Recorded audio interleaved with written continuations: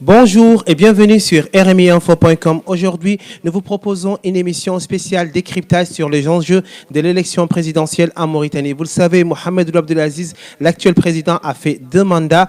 Pour lui succéder, 6 candidats sont en lice. Mohamed Ould Ghazouani, le candidat du pouvoir, Sidi Mohamed Ould Boubacar, l'ex-premier ministre soutenu par le parti Tawassoul, Kane Hamidou Baba, il est porté par la coalition Vivre Ensemble, Biram Da'abeid, un opposant anti-esclavagiste. Il était arrivé second à l'élection présidentielle en 2014.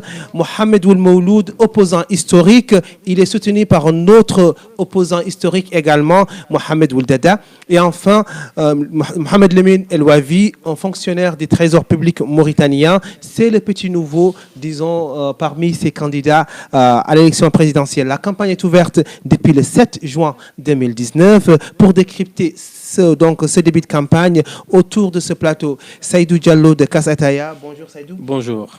Également Nada Ahmedienge. Bonjour Nada. Bonjour Saïdou. Alors, vont nous rejoindre dans une seconde partie Naira Samper et Mahmoudou Baidigay. Nada, Saïdou, est-ce que vous êtes prêts pour décrypter cette actualité? Je suis prêt. Oui. Alors, c'est parti. Donc, l'un des premiers candidats, c'est Mohamed Ould Ghazouani. Qu'est-ce qu'on peut dire sur lui et surtout, pourquoi est-ce que certains Mauritaniens voteraient pour lui? Nada. D'accord. Pourquoi Ghazouani séduirait certains les Mauritaniens, Mauritaniens? ouais. Alors, comme vous savez, le Ghazouani, c'est vraiment le candidat, c'est le candidat du parti au pouvoir. Donc, c'est la suite de l'idéologie politique de ce parti. Donc, pourquoi il séduirait les Mauritaniens? Je dirais plutôt, il séduirait plutôt la communauté arabo-berbère, notamment les tribus les plus conservatrices. Pourquoi? Comme vous le savez, le Ghazouani est issu d'une tribu très conservatrice, ce qu'on appelle Zouaya en Mauritanie. Il y a 2 sortes de tribus. Vous avez les tribus guerrières, dont est Mouawiya, par exemple, Aziz, etc., qui sont moins religieuses que les tribus Zouaï. Alors, Ghazouani va séduire plutôt ces tribus conservatrices. Pour eux, c'est du renouveau et c'est surtout, c'est vraiment, il s'agit pour ces tribus, c'est plutôt une alternance. Là, c'est vraiment un signe d'alternance politique entre différentes tribus. Ça, c'est la première raison. La deuxième raison, comme vous le savez, Ghazouani, quand même, c'est un militaire. Il était dans l'armée depuis très longtemps. Donc, pour eux, pour ceux qui pensent que Ghazouani est le meilleur candidat, pour eux, c'est vraiment parce que s'il voulait faire un coup d'État, il l'aurait pu faire depuis très longtemps. Donc, il a patienté. Donc, pour moi, voilà. On voterait pour Ghazouani pour ces 2 raisons, actuellement. Ça, c'est pour la communauté arabe, pour la communauté négro-mauritanienne. Va suivre les mêmes logiques, mais ils vont plutôt se concentrer sur le programme de Ghazouani, en matière de Ghazouani, mais pas pour ces 2 raisons. C'est plutôt pour la communauté arabo-berbère. Thierno Diallo, est-ce que ces 2 arguments pourraient suffire? Je ne sais pas si ces 2 arguments pourraient suffire. Toute la problématique mauritanienne se résume sur l'angle d'attaque de l'analyse de ma consoeur. Ici, elle aborde la question pour aborder la question, elle le voit de 2 angles déjà. En premier lieu, c'est-à-dire quel est le regard que pourraient porter les arabo-berbères et quel est le regard que peuvent porter les négro-mauritaniens sur un seul même pays. Et que le regard n'est pas un regard d'ensemble. Ce qui veut dire qu'en réalité, il y avait déjà un réel problème de grille d'analyse et de vécu entre ces 2 communautés-là. Mais maintenant, passons. Maintenant, en ce qui concerne la présentation, même si on peut ne pas être d'accord ou sans désoler que l'approche, on va dire l'extraction communautaire, c'est-à-dire être issu de familles maraboutiques ou guerrières, en tout cas être issu des grandes familles d'électeurs puisse avoir un impact, et aussi l'extraction de la fonction, c'est-à-dire être issu de l'armée en Mauritanie depuis 1978 a un sens politique. C'est une réalité qu'on peut dénoncer, mais c'est une réalité. Et c'est vrai que ces 2 grilles d'analyse-là, vous ne pouvez pas les sortir aujourd'hui, en tout cas dans notre espace politique mauritanien. Maintenant, est-ce que c'est suffisant? Je ne crois pas que ça soit réellement suffisant. Et au-delà de cela, c'est-à-dire c'est la démarche de dire que ces 2 éléments pèsent. Moi, ces 2 éléments aussi, on peut les prendre dans l'autre sens en disant que malheureusement, on n'est pas dans ce qu'elle considère comme étant la rupture, mais on est dans la continuité de la fonction militaire, dans la continuité d'une cooptation des échéances électorales par des grandes familles et par l'armée. Donc, en fin de compte, est-ce qu'il y a alternance? Non. Oui, il y a alternance en tant que changement d'homme, mais il n'y a pas d'alternative parce qu'il n'y a pas une offre politique différente, d'autant plus que j'ai eu à lire le programme de Ghazouani. très difficile de faire le grand écart. Entre continuité et rupture, on ne s'y retrouve pas en réalité parce qu'il ne peut pas remettre en cause le bilan de Aziz. Ce qui n'est pas évident parce qu'il est dans une démarche de continuité. Et en même temps, quand on dit qu'on est dans la continuité, on assume le passif et les actifs d'Aziz. Et maintenant, en actif et en passif, peut-être qu'il en a pas mal aussi en passif. Alors, là, on va passer... Là, j'étais en train de vous exposer Oui. pourquoi les Mauritaniens voteraient pour lui. Et moi, j'ai rajouté pourquoi ils ne voteraient pas pour lui. Exactement. Alors, on va garder à peu près la même logique pour le candidat Biram Dahabed. Alors, Biram Dahabed, donc le parti IRA, donc c'est le candidat du parti IRA. Je vous rappelle que pourquoi... IRA, c'est pas encore un parti. Vous avez essayé de programmer IRA, c'est une ONG. Oui. Je vais vous exposer ce que pensent les Mauritaniens. Donc, pourquoi ils voteraient pour Dahabed? D'abord parce que, à leurs yeux, c'est vraiment le candidat le plus légitime pour défendre la catégorie Haratin, par exemple. Donc, c'est la cause Haratin, donc pour lutter contre l'esclavage, dans un premier temps. Mais depuis quelques années, j'ai constaté quand même qu'il y a un basculement dans la vision politique et idéologique de ce parti. Aujourd'hui, Biram se présente comme le candidat de tous les Mauritaniens. Que vous soyez mort, Sonika ou Pel, Biram est là pour défendre, de mettre en place une politique socio-économique pour toutes ces communautés. Donc, aller au-delà de la question de l'esclavage. Voilà, on assistait, j'ai reçu beaucoup de témoignages, on assistait quand même à un basculement de ce parti. Donc, on voit qu'il y a des Mauritaniens morts, Sonika qui commencent à rejoindre le parti. Un dernier point, c'est surtout par rapport à la liberté individuelle. Donc le parti Biram Dahabed, quand même, se prononce, c'est le candidat qui se prononce le plus sur les libertés individuelles, lutte contre les violences faites aux femmes, notamment par exemple l'affaire Oulmkhete ou la laïcité, etc. Donc là, ça peut séduire la partie des Mauritaniens qui sont par exemple athées ou qui changent de religion ou qui sont plus laïques, etc. Mais quand même, il y a une chose très importante aujourd'hui. Il y a beaucoup de Mauritaniens que j'ai rencontrés. Ils pensent que Biram Dahabed a un discours quand même politique très agressif. Donc ça, peut-être ça pourrait l'empêcher de gagner du terrain sur la scène politique nationale. Oui. Alors, moi, on ne peut pas faire une analyse, en tout cas, de ce que pèse Biram Dahabed, de ce que pourrait peser Biram Dahabed, sans pour autant aborder son alliance que certains ont considérée comme une alliance contre nature avec le parti Sawab, qui est un parti d'obédience, on va dire, nationaliste, pour faire très simple, arabe. Et en même temps, Biram, pour se défendre, va vous dire qu'il a essayé de rentrer en contact avec différents partis politiques, ceux-là n'ont pas accepté, et que Ould Horma, qui est avec lui, n'a jamais eu de sang sur ses mains.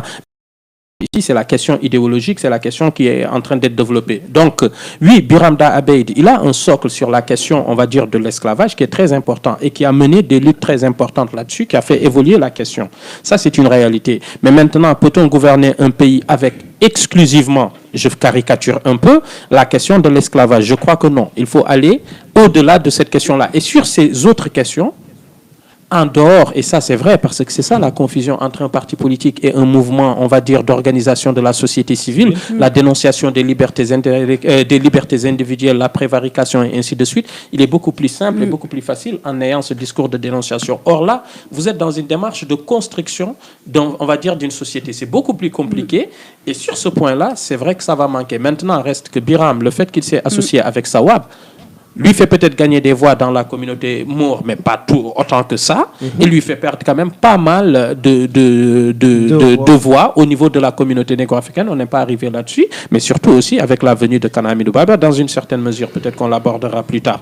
Donc, je crois, et quand on le dit, il faut reconnaître à une chose à Biram. Pourquoi son discours séduit? Parce que c'est l'un des hommes politiques mauritaniens contemporains aujourd'hui qui a le plus subi personnellement et dans ses rangs, on va dire, la répression policière, la prison.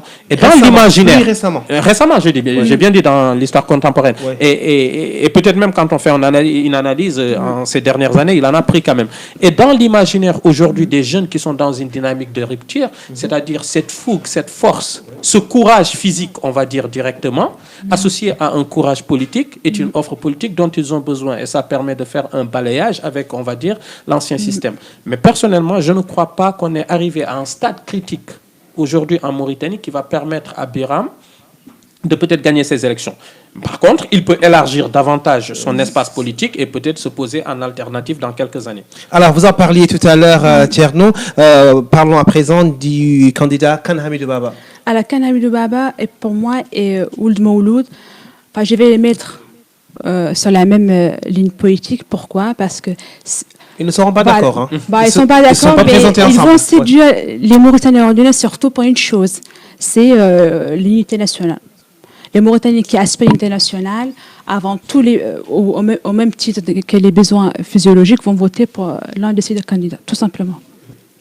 Moi, si on reste sur Khan Hamidou Baba, je suis de ceux qui, au début, ne croyaient pas que la mayonnaise allait prendre. Pourquoi? Parce que, ça s'est fait un peu en retard, et que de deux, je croyais... Enfin, il a un petit passif que les gens n'apprécient pas sur Khan Hamidou Baba, plus ou moins, excusez-moi. Oui, donc, qui fait que les gens, des fois, quand on leur parle de Khan Hamidou Baba, je vais me discipliner, hein, excusez-moi, voilà. C'est bon? Oui. Alors, donc, quand on parle de Khan Hamidou Baba, il considère qu'il est très light, qu'il est un homme de centre gauche, qui est très lisse. Et moi, j'ai regardé la plupart des discours de Khan Hamidou Baba, ses interviews, et je le trouve pourtant dynamique, percutant, mais sauf que les gens, il n'a pas ce que a Biram, c'est-à-dire la fougue, l'argne, cette violence du corps, qui est peut-être des fois légitime, et il l'a pas. Et je ne croyais pas que ça allait prendre. Quand il a fait sa première sortie, j'ai compris que ça commence à prendre parce que les gens aussi en dehors, parce qu'après toujours l'histoire politique mauritanienne, il faut expliquer les choses aussi en faisant des dichotomies, malheureusement. Dans la communauté négro-mauritanienne de façon générale, il y avait un sentiment d'absence de représentativité politique et aussi de prise en charge des questions qui sont particulières, par exemple, aux gens issus de la vallée ou issus d'extraction halpulaar, soninké, wolof, bambara pour une petite minorité et qui considèrent qu'en étant une organisation, une association ou plutôt un groupement de gens qui se considèrent plus victimes que les autres de la société, ils pouvaient se retrouver dans le discours de Khan Hamidou Baba, qu'on a des fois accusé d'être un discours, on va dire, communautaire. Alors, est-ce que, par exemple, l'arrivée de Woulchbih au sein de la coalition Vivre Ensemble défendue par Khan Hamidou Baba change la donne ou en tout cas change un peu le regard? Si c'est moi qui je continue, oui, ça change toujours, c'est un plus, mais on ne devrait pas s'arrêter là-dessus. Moi, je crois que cette accusation communautaire, elle est un peu à tort parce qu'on le fait qu'à Khan Hamidou Baba ou quelqu'un qui est issu, encore une fois, des communautés noires mauritaniennes. Parce que bien Ahmed Daabed, on le reproche souvent aussi d'être agressif. Hein, non, pas de l'agressivité, je parle d'avoir un vote communautaire, d'avoir un groupement communautaire. Dans les autres partis aussi, on peut voir le même paysage, on n'en discute pas. Et je crois qu'on ne peut même pas peut-être le reprocher à Khan Hamidou Baba pour celui qui connaît son parcours. Il a été au RFD pendant longtemps, il a cheminé avec des hommes politiques ici d'autres communautés, ça n'a jamais posé de problème et personne ne l'a soupçonné d'avoir ce truc-là. Maintenant, quand il y a une coalition d'organisations qui l'ont porté, il ne va pas quand même dire non, je ne vais pas accepter de le faire parce que je suis négro-mauritanien et je ne veux pas que les négro-mauritaniens votent pour moi. Alors, on va avancer un peu. Mohamed Mouloud Nada, vous disiez que vous le mettiez dans le même, dans le même sillage que... Ould Mouloud et Hamidou Baba Khan abordent en premier lieu, c'est vraiment l'unité nationale. Mais Ould Mouloud, c'est encore un peu plus que ça. C'est en tout cas pour bon nombre d'observateurs, c'est le premier, par exemple, à dénoncer la vente de la mine d'Efterik. Il se prononce beaucoup sur des questions économiques, la cinéma et autres. Moi, je crois qu'il y a une association entre deux éléments chez Ould Mouloud, qui est un parti que je suis beaucoup. C'est-à-dire que au niveau de l'UFP, par leur, on va dire, ADN politique, c'est aussi bien la question économique que la question du vivre ensemble. Et ils ne dissocient pas. Pour eux, il n'y a pas de différence entre ce qu'on appelle la question de la répartition des richesses, de la gestion du quotidien, avec la question de l'unité nationale. Ils vont sans dire que, oui, la question de l'unité nationale pour ces deux candidats-là est centrale. En plus de cela, je crois que les Ould Mouloud, de par leur histoire politique, la question aussi économique est quelque chose de très qui est un soubassement, on va dire, idéologique, parce qu'ils sont ici aussi des mouvements cadéines, ils sont issus de ce qu'on appelle les mouvements syndicalistes. Donc, en quelque sorte, oui, la question économique est une question centrale, mais cette question économique centrale, elle est aussi associée à la question de l'identité nationale, parce qu'on montre qu'il y a des disparités au sein de la société mauritanienne de façon générale, et que ces disparités, elles sont beaucoup plus criantes pour certaines communautés particulièrement, qu'elles soient des communautés marginalisées au sein de la communauté maure en tant qu'ensemble, ou qu'elles soient des communautés marginalisées en tant qu'un ensemble négro-africain ou négro-mauritanien de façon générale. Donc, quand on règle la question économique, on règle aussi peut-être la question du vivre ensemble et de la justice. Mais on peut lui reprocher quand même une question très importante parce que ce parti-là, enfin, je dirais plutôt Ould Mouloud, c'est du progressiste.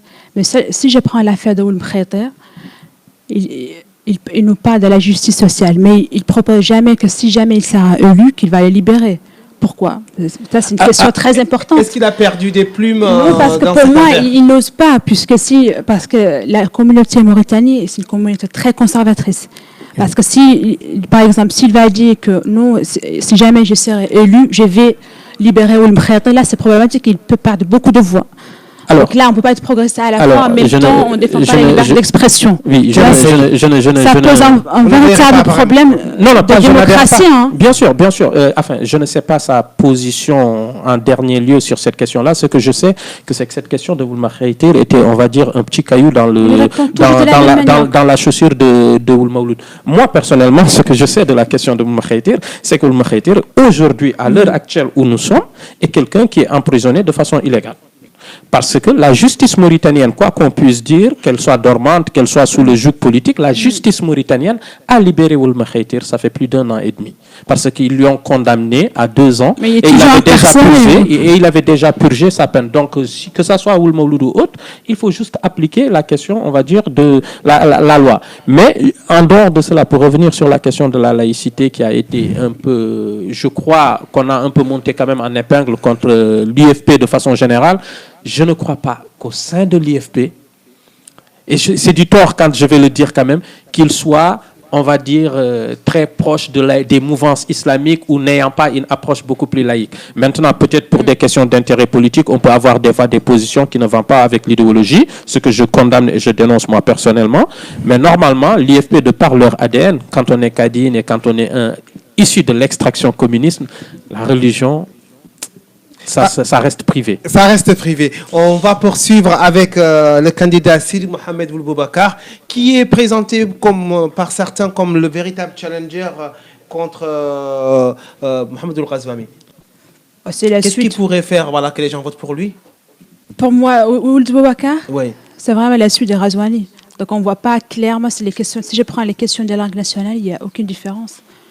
Ould Boubacar est beaucoup plus nationaliste que Ghazouani. En matière d'éducation, il propose presque les mêmes programmes. En matière de droits des femmes, il n'y a aucune proposition. Donc c'est la suite. Alors, rappelons qu'il est quand même soutenu par le parti Tawassoul. Oui, c'est le premier parti. Ça en dit long. Ça en dit long. Non, c'était une petite boutade. Mais Ould Boubacar, c'est retour vers le passé ou retour vers le futur. En tout cas, il séduit sur une chose. Il y a une unanimité, je ne sais pas pourquoi, moi je ne le connais pas, je ne l'ai pas pratiqué, donc je ne peux pas en juger. Il y a une unanimité où on dit que c'est un technocrate, il est bien, il est dynamique, c'est un administrateur. Donc les Mauritaniens, ils ont besoin d'une petite fraîcheur et ils l'incarnent quelque part. Mais une fraîcheur vers le retour. Et je crois que les périodes les plus sombres qu'ont connues la Mauritanie, c'est la période Taya, que ce soit économiquement, que ce soit socialement et autres. Donc le fait d'avoir un ancien Premier ministre, un ancien cadre de ce mouvement-là revenir, avec une incohérence, mais qui peut se comprendre, d'association avec Tawassoul, et aussi, on va dire, la présidentielle par procuration de Bouamatou, ça a fait un cocktail où c'est vrai, peut-être qu'il a un parti qui est bien structuré, Tawassoul, derrière lui, il a un financier qui a une capacité de lever des fonds qui est énorme, qui est Bouamatou, et ces deux éléments-là peuvent jouer à ce qu'il soit, on va dire, un vrai challenger, une vraie alternative. Mais une alternative conjoncturelle, pour moi, n'est pas une alternative. Ce que les gens veulent, peut-être, c'est quelque chose de structurel. Oui, c'est quelque chose qui change dans la durée. Alors, notre dernier candidat, Mohamed Lemine El Wavi, grand incognito pour bon nombre de Mauritaniens. J'espère juste que vous allez éclairer notre lanterne. Il est très discret et timide jusqu'à maintenant. Donc, moi, je n'ai trouvé aucun élément sur son programme politique, à part l'éducation. Et c'est un point très positif. J'ai vu qu'il allait intégrer les langues nationales dans dans l'enseignement primaire. Donc c'est un point positif. À part ça, pour le moment, il n'est pas sorti son programme politique. Carrément. Tcherno, qu'est-ce qu'on peut Tcherno. dire sur Mohamed Ould El Wafi? On va dire que c'est bien d'avoir un jeune déjà qui est candidat, mais c'est pas Est-ce que c'est suffisant. le Macron de la Mauritanie? Ah, être un Macron, c'est pas évident. C'est pas gagné et c'est pas donné tout le temps. Mais c'est très bien. C'est très bien qu'il y ait un jeune qui veut porter quelque chose. Moi, il m'a surpris déjà de pouvoir rassembler autant de signatures pendant que d'autres ont Non, peiné pas pour plus. l'avoir, pour l'avoir. Donc, c'est quelque chose de très bien, de positif. Maintenant, c'est vrai, il est discret ou il est inconnu du bataillon politique. Donc, on le connaît pas très bien. Alors, ce qui est dommage, c'est que quand on est jeune généralement et qu'on vient, on arrive avec des mécanismes qui font que vous allez très rapidement vous faire connaître. Malheureusement, nous, on n'a rien vu dans la démarche politique, je dis bien, dans l'action politique au quotidien, dans la façon de se vendre, quelque chose qui m'a davantage séduit pour me dire, ben tiens, je vais chercher davantage. Il a parlé de la question de la jeunesse. C'est vrai que la jeunesse mauritanienne, c'est la population la plus, on va dire, nombreuse aujourd'hui en Et qui Mauritanie. se revendique le plus de la jeunesse? De la jeunesse. Et donc, lui, il dit, en tant que jeune, vu qu'il est jeune, il est capable de résoudre le problème des jeunes Mauritaniens. Et vu que les jeunes sont majoritaires, donc il est lui-même le candidat de la jeunesse. Mais être jeune, c'est pas une question d'âge, c'est une question de mentalité. Maintenant, on lui donne ton tact et puis peut-être qu'on va apprendre à connaître qui il est durant cette élection présidentielle. Alors, une fois qu'on a fait le tour de table, en tout cas de ces candidats en liste, quelques questions, réponses rapides, s'il vous plaît, Nada et Tcherno. Est-ce que vous pronostiquez en second tour? Question à 1000, comment dire, à Je vais laisser Nada plonger en premier lieu. Alors, probablement, probablement Probablement au second tour. juste une estimation, Razouani et Dahabet. Carrément. Tcherno. Pour moi, s'il y a un second tour, s'il y aurait un second tour, ça serait Azouani et Ould Boubacar. Mais je crois que pour qu'il y ait un second tour, il faut déjà que les opposants, parce qu'on ne va pas dire ça au pouvoir, il faut que les opposants fassent un travail énorme à l'intérieur du pays pour pouvoir garantir un second tour. Sinon, j'y crois pas tellement. Ils sont tellement partis pour le premier tour, mais j'espère, en tout cas, que les Mauritaniens, parce que c'est l'une des élections les plus éclatées quand même qui puisse exister. Ouais. Azouani, il n'a pas un boulevard. Hein. Ouais. Donc, il revient maintenant à l'opposition de faire le travail pour avoir un second tour. Alors, est-ce qu'on peut dire que tous les candidats dépasseront environ la barre des 5%? C'est pas sûr. C'est pas du tout sûr. Pas la moitié, on peut dire la moitié des Une petite moitié des candidats. Oui. Tcherno. Moi, je crois que peut-être, c'est pas faire du tort à notre ami le jeune, peut-être c'est le seul qui ne va pas dépasser les 5%. Peut-être. Alors, on continue encore dans ces questions rapides. L'opposition a dénoncé l'impartialité de la CENI. Elle va quand même aux élections. Désolé de vous demander des réponses rapides. Est-ce qu'elle a le choix ou elle n'a pas le choix finalement que d'y aller dans ces élections, même si elle dénonce l'impartialité qu'elle... Mais vu que la donne a changé, c'est une élection particulière. Le président sortant n'est pas candidat. On est pour la première fois où on respecte l'article 26 de la Constitution ou après 2 élections. Donc pourquoi ne pas y aller? Il n'a pas le choix. Ils n'ont pas le choix. Alors, on va parler de quelque chose ici en France. Il est dit depuis quelques heures qu'il y aurait, donc j'utilise le conditionnel, des ventes de cartes dans des foyers ici à Paris. Est-ce que vous en avez eu écho? Est-ce que ça semble plausible? J'en ai discuté avec des amis hier soir. La discussion était un peu tendue parce que j'avais une position un peu radicale en disant que, en fin de compte, si quelqu'un vend sa carte, surtout en étant à Paris, c'est de sa propre responsabilité. Et je l'ai dit de façon triviale, mais en même temps, je me dis en tout cas, pour faire très simple, ça serait dommage qu'on en arrive là, mais quelqu'un qui est responsable, qui vend sa carte, qu'est-ce que tu veux que c'est lamentable quand même d'un point de vue démocratique. Mais surtout, est-ce que c'est vrai? Non, mais par contre, là, on n'a aucune preuve. Moi, c'est pourquoi je dis, si jamais ça existe... On reste donc dans des suppositions. Voilà. Ce sont des si. On ne peut pas se prononcer là-dessus. En tout cas, merci Tcherno Diallo, merci Nada Ahmedian. C'était donc la première partie de ce spécial décryptage sur l'élection présidentielle en Mauritanie. On se retrouve très rapidement pour un nouveau numéro. Merci. On n'a pas terminé. On n'a pas tout dit, mais on est obligé de finir.